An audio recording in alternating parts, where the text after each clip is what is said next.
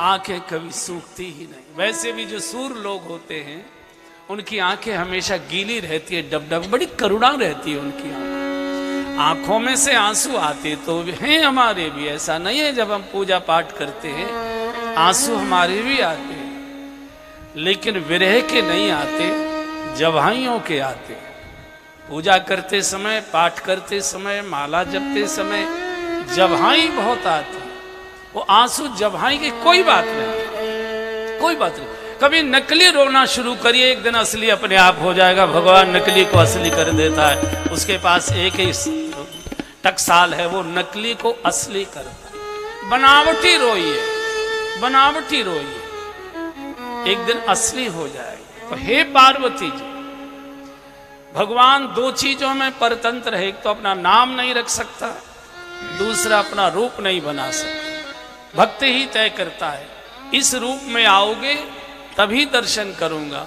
मैंने कई बार पहले भी सुना है, हमारे वृंदावन का बड़ा हरदास जी महाराज की परंपरा का बड़ा सिद्ध स्थान है, तटिया स्थान। बड़े भजनानंदी महात्माओं का वो आवास स्थल, बड़े बड़े सिद्ध महापुरुष वहां से भजन करके प्रकट हुए।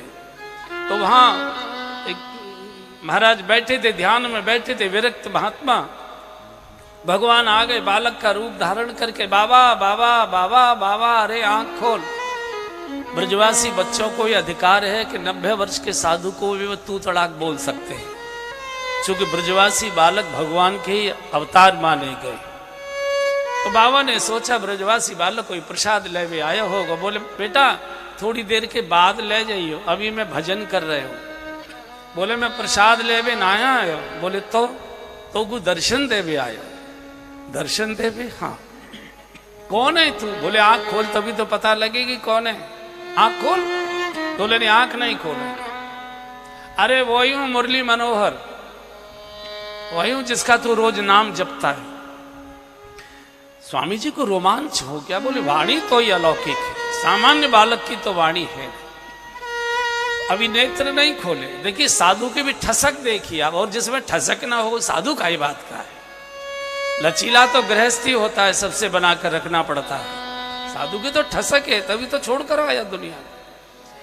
तो स्वामी जी ने पूछा कि कहाँ खड़े हो? अरे तेरे सामने खड़ा हूं। और कहाँ खड़ा हूं? आंख खोल। बोले नहीं आंख नहीं खोलूंगा। ये बताओ परिक्रमा में खड़े हो कि परिक्रमा के बाहर खड़े हो? तटिया स्थान बिल्कुल परिक्रमा के किनारे। पूछा ये क्यों पूछ रहे हो? बोले अगर परिक्रमा के अंदर खड़े हो तो मैं दर्शन करूंगा, और अगर परिक्रमा के बाहर हो तो मोए दर्शन करने की जरूरत नहीं, अपना काम कर। भगवान ने क्या अकड़ मत दिखावे। जन्म जन्म मुन यतन कराही, अंतराम कही आवत नाही। और मैं अपने आप चल के आएगो तो अकड़ दिखा रहा।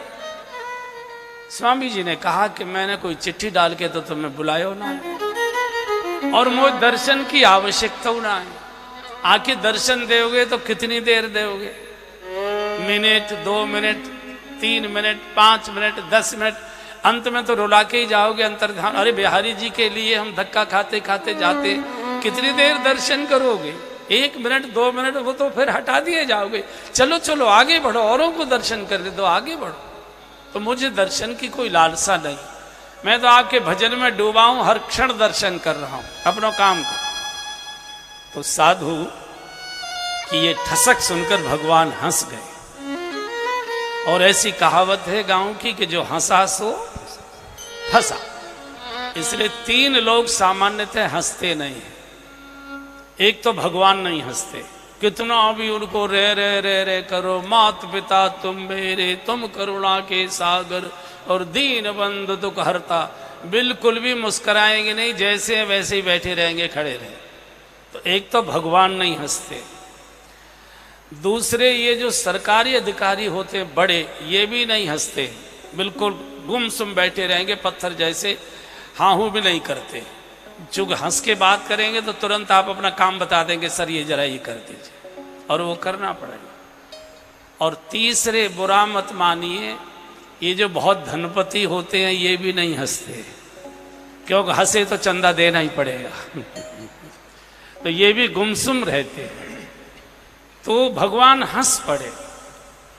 बोले चलो अच्छा, लेकिन कोई तर्क दिया होगा तुम्हारे गुरुजी ने? बोले हाँ, मेरे गुरुजी कहकर गए थे, बेटा भगवान का भी दर्शन करना हो तो वृंदावन की सीमा के अंदर वाले भगवान का दर्शन करना। रे मन वृंदा विपिन बिहार, विपिन राज सीमा के बाहर हरिहो को न लेहा। अगर वृंदावन की ब्रज की सीमा के बाहर भी कृष्ण दर्शन दे, नहीं करना, ब्रज की सीमा के अंदर दर्शन करना। तो उन्होंने तर्क क्या दिया था? उन्होंने कहा था, मैंने पूछा था कि गुरुजी ऐसा क्यों कह रहे हैं?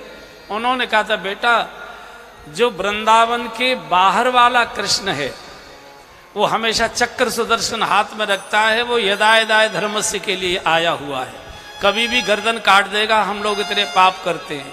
और जो वृंदावन की सीमा में घूमता है वो तो माखन चुराता है, वंशी बजाता है, नाच गान करता है, रास करता है, वो क्रूर नहीं हो सकता, कठोर नहीं हो सकता, वो तुम्हें दुलार ही कर।